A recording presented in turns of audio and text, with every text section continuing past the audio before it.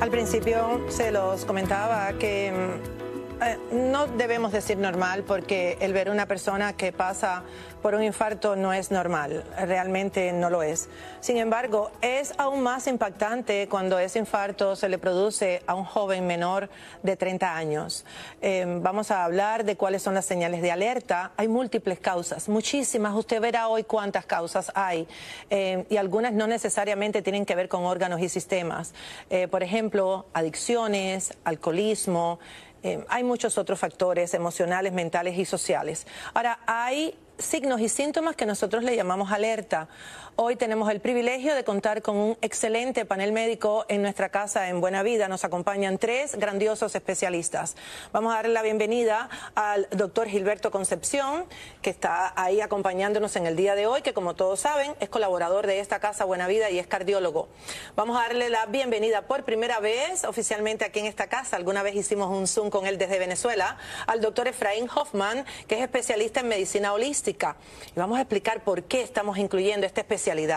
Y también vamos a darle la más cordial bienvenida a nuestro, además, colaborador de Buena Vida, especialista en medicina primaria, especialista además en nutrición vegetariana, el doctor Simón Álvarez, conocido como Simon Fit o Simón Fit, realmente. Así que hoy me siento bendecida con estos 3 caballeros que son un lujo de profesionales. Gracias por acompañarme. No, gracias a ti por la invitación. Quiero comenzar, doctor Gilberto Concepción, contigo, porque estamos hablando del corazón, eres cardiólogo y las historias que tú tienes de pacientes de todas las edades es infinita porque llevas muchos años en práctica.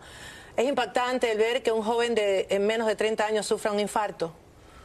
Es sumamente raro, especialmente si el paciente no tiene factores de riesgo previos, como sea la diabetes, el problema del trastorno de lípidos, presión alta o abuso del tabaquismo. Ausente de esos factores de riesgo en un joven es sumamente raro tener un infarto del miocardio. Ahora, cuando decimos que es raro es porque también, y esto lo vamos a hablar más adelante, hemos visto jóvenes con alto rendimiento en el deporte que caen en el campo en pleno juego. Cuando decimos que es raro es porque no hay ningún indicio antes de los 30 años que indique que esta persona en algún momento va a sufrir un infarto. Bueno, yo creo que el problema aquí es que estamos intercambiando 2 términos, es la muerte súbita y el infarto de miocardio. El infarto de miocardio, como hemos dicho ahora, requiere que haya factores de riesgo preexistentes. La muerte súbita puede ser debido a otros factores. Obviamente en los adultos y de personas de edad media, el riesgo, o sea, el factor que contribuye a muerte súbita es enfermedad coronaria. Pero en un niño de 27 años, o un adulto, mejor dicho, joven de 27 años, lo más probable es que fue debido a un problema congénito o adquirido, una cardiomiopatía o unos trastornos de lo que nosotros denominamos en la electrofisiología como canalopatías. También puede ser debido a un tipo de fármaco que es cardiotóxico, abuso de droga. Y hoy en día se está viendo muerte súbita en pacientes que han recibido la vacuna contra el COVID. En pacientes jóvenes, doctor Concepción, en pacientes jóvenes que han recibido la vacuna para prevenir la enfermedad COVID-19, ¿se están viendo infartos? Se han visto infartos, pero lo que se está viendo es una miocarditis clínicamente o subclínicamente. Y esa inflamación del músculo, después, cuando se va cicatrizando, forma una cicatriz que puede producir una arritmia ventricular maligna. Eso puede causar una muerte súbita. Y yo creo que eso es lo que se está confundiendo, que personas que tienen muerte súbita se están confundiendo con infartos de miocardio y no son términos intercambiables. El muchacho este que se acaba de morir, yo dudo que tuvo un infarto, aunque lo han dicho, tú sabes, el médico primario, etcétera. Si no le hicieron una autopsia, no pueden decir que eso fue un infarto de miocardio. Que bueno, me imagino que te estás refiriendo a el hijo de la muy querida actriz, presentadora, cantante Maribel Guardia, que tuvo su hijo con el ya fallecido, que en paz descanse, cantante Joan Sebastián. Me planteas que realmente ese punto que has dicho me encanta y es una realidad. no hicieron autopsia, entonces están interpretando que fue un infarto, pero quiero que me expliques un poco eso, doctor, y que se lo expliques a la audiencia nacionalmente en Estados Unidos y Puerto Rico. Gracias por acompañarnos. Si no se hace una autopsia, porque la familia lo decide así, la muerte real nunca se va a saber, ¿no? La causa. Absolutamente no, porque puede ser por tantos factores como hemos dicho ahora, pero decir que es un infarto, cuando a esa edad un infarto de miocardio, o sea que una oclusión total de una arteria es tan raro, hay que de verdad determinar, y la única manera que se pudiera, y no estamos diciendo que se pudiera 100%, pero se pudiera determinar la causa, es por una autopsia, es la única manera. Doctor Simon Fitt, realmente hablando de casos de jóvenes, adultos jóvenes menores de 30 años. Ciertamente yo pienso que el doctor dijo algo muy importante. Esto normalmente se asociaba en épocas anteriores a trastornos congénitos. Era difícil que un paciente joven sufriese un infarto, pero ahora también tenemos que considerar que hay factores de riesgo asociados. Por ejemplo, hay conductas actualmente como el vapeo, los cigarrillos electrónicos que de niños desde los 15 años están empezando a usarlo, que generan daño endotelial. Ese daño endotelial genera acumulación de colesterol porque nuestro hígado produce colesterol digamos, el colesterol es como imagínense como una crema sanadora para la arteria. Entonces, cada vez que nosotros lesionamos la pared de nuestras arterias, en este caso estamos hablando de las arterias coronarias del corazón, por ejemplo, llega colesterol a subsanar esa lesión. Y ese colesterol se oxida, se endurece, forma placas, y con los años estas placas se van haciendo cada vez más grandes, y una vez que ocluye completa o parcialmente la luz de la arteria, pues se forman coágulos que terminan de obstruir, y ahí es donde viene el infarto. Pero estas cosas tomaban años, muchos años antes, para que sucediesen, pero ahora tenemos ciertamente nuevas conductas como estos cigarrillos electrónicos que se abusa demasiado de ellos, se puede utilizar en cualquier área y representan un riesgo grandísimo. Aunado a esto tenemos muchos estilos de vida de moda, por ejemplo, que hacen dietas hiperproteicas, cargadas de grasas animales, proteínas animales, que eliminan completamente carbohidratos, pero sustituyen esos carbohidratos por proteínas que bacterias en nuestro intestino proteolíticas producen algo llamado óxido de trimetilamina, que también lesiona la pared arterial cuando abusamos de productos animales. Entonces, digamos que ahorita hay más factores de riesgo asociados a esto. Y si a eso le sumamos realmente, y con esto vamos a poner una pausa y continuar, porque vamos a hablar a continuación con el doctor Hoffman, que nos acompaña, y si a eso le sumamos realmente cómo las adicciones, en este caso, y cuáles son las más peligrosas para realmente producir un infarto del corazón, de eso vamos a hablar en solo segundos más adelante. Acompáñenos, que seguimos hablando de las causas, del por qué realmente se podría producir un infarto en jóvenes menores de 30 años y cuáles realmente podrían ser las consecuencias fatales. Volvemos con más.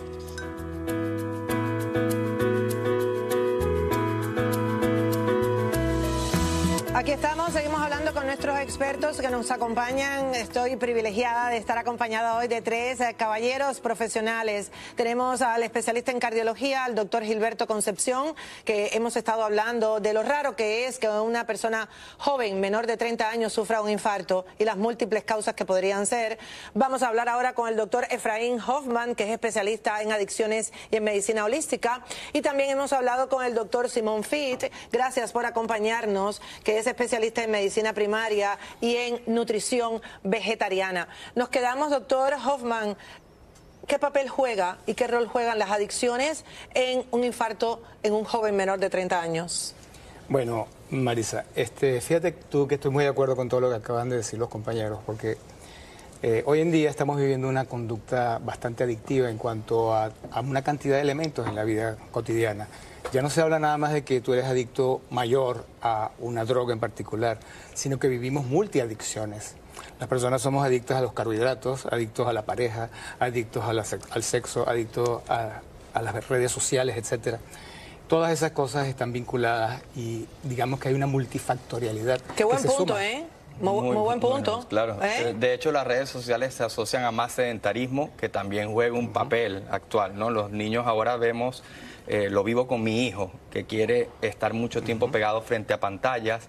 Ya esto de ir a los parques ya es menos frecuente, ¿no? O sea, actualmente ya está más grandecito y ya lo puedo como motivar más a ciertas cosas, pero realmente creo que el sedentarismo está jugándonos un papel importante en este momento como factor de riesgo. Y en la época, cuando mi papá murió de infarto, por cierto, de 63 años, básicamente era como dice el doctor, se nos tapa una arteria y se muere una parte del corazón.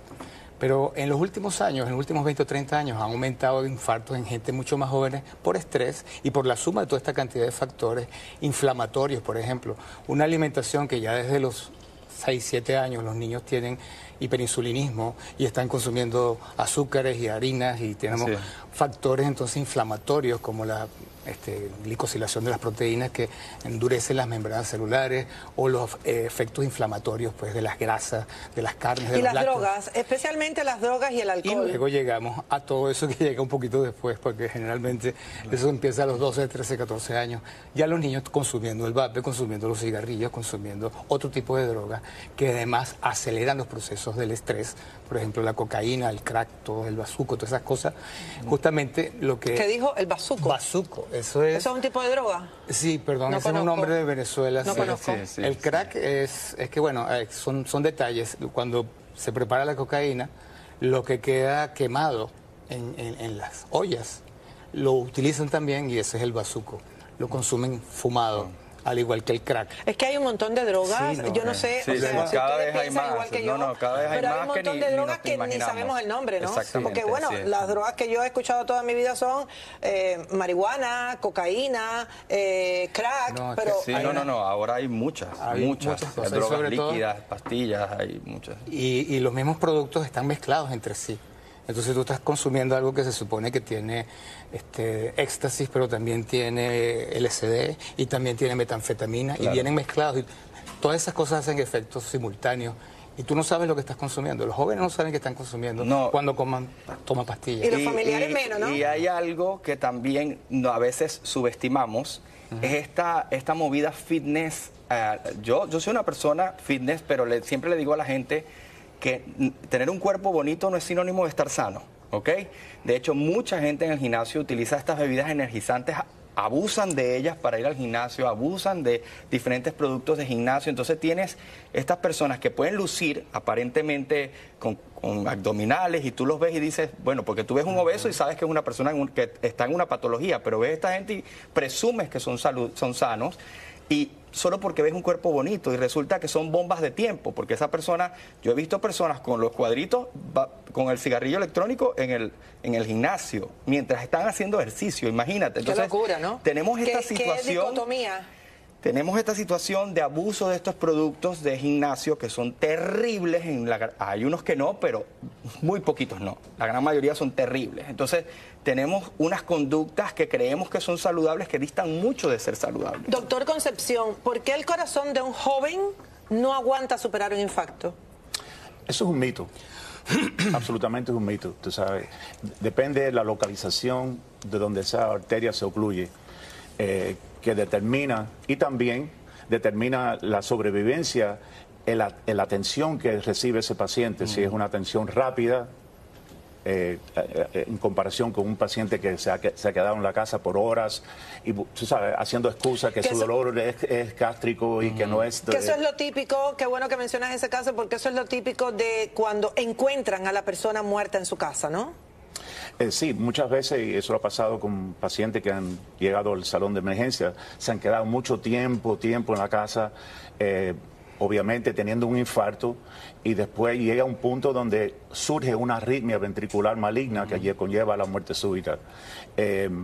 Lo que se ha hablado aquí son sustancias y hábitos que conllevan no tanto un infarto, pero daño al miocardio que produce después muerte súbita. Claro. O sea, el abuso de cocaína, del corazón, del músculo, sea de cocaína, el alcohol, todo eso van dañando, porque son cardiotóxicos, son sustancias cardiotóxicas que van dañando el miocardio, lo van debilitando. Ahora, no hay aviso O sea, hay jóvenes que comienzan desde los 14, 15, 16 años a fumar cigarrillos electrónicos y a utilizar todo tipo de drogas. Y eso va dañando el músculo del corazón, que es el miocardio, como acabas de decir. ¿No hay avisos de que ese músculo se está dañando para prevenir ese infarto? Depende de la cantidad de daño que has recibido. Si es un daño bastante pronunciado, el paciente va a tener falta de aire, cansancio, puede tener hasta dolor en el pecho. Pero si es una cardiomiopatía, o sea, una debilidad del corazón leve, puede ser que pueda funcionar y no tener ninguna sintomatología, pero estás a riesgo de tener una muerte súbita. Y eso es lo que ha pasado con los pacientes que han recibido la vacuna. Han tenido una miocarditis subclínica, o sea que no han manifestado sintomatología, pero se han dañado el corazón, donde la fracción de eyección, que es un variable para determinar la función del corazón, está en 40%, que lo normal es de 55, por encima de 55. Está dañado, pero no está limitando o causando síntomas, pero están a riesgo de muerte súbita y lo están teniendo. Por eso hay un exceso de mortalidad en pacientes o personas que han recibido la vacuna. Sí, pero las personas que sufren el COVID también tienen un riesgo súper aumentado cardiovascular. En comparación, no es verdad. La gente que ha recibido la vacuna está más a riesgo porque ha tenido más miocarditis. El porcentaje de miocarditis es mucho más en las personas que han sido vacunadas que las personas que han tenido COVID. Sí, el COVID puede afectar el corazón, pero ni se acerca a lo que está causando la vacuna. Esa información es interesante, ¿eh? Sí, muy interesante. Definitivamente habría que revisar los estudios para ver si... Hay bastantes estudios, inclusive Cleveland Clinic salió con un estudio de eso. Interesante, muy interesante la información. Doctor Hoffman, ¿más jóvenes están usando cualquier tipo de droga? ¿Por qué? Bueno, más jóvenes, ¿qué te puedo decir? Yo creo que realmente cada día hay un nivel de disfuncionalidad a nivel tanto social como familiar, y hay una gran pérdida hoy en día de guías. Los jóvenes hoy en día en el Internet consiguen cualquier tipo de información. Bueno, fíjese si consiguen información los jóvenes hoy en día, que estábamos viendo ahí un video que quisiera que lo volvieran a poner mi equipo de producción, que esto es una cosa insólita, que de verdad que yo nunca pensé que yo iba a tener que comentar esto. Hay videos tutoriales, igual que hay videos tutoriales de cómo aprender a hacer arroz con pollo. No puede ser. Hay videos tutoriales de cómo hacer drogas. Búsquenlo.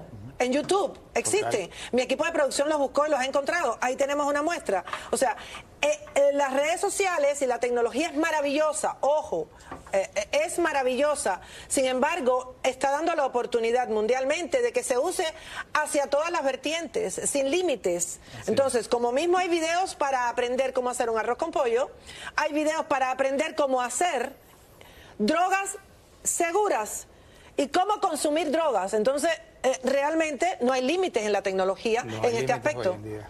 Para nada. Y eso sumado a todos los temas vinculados con la sexualidad, que también hay todos estos temas de identidad y de género, etcétera. Hay como una especie de rebeldía importante hoy en día y de desinformación, de guía, más que de información, de formación.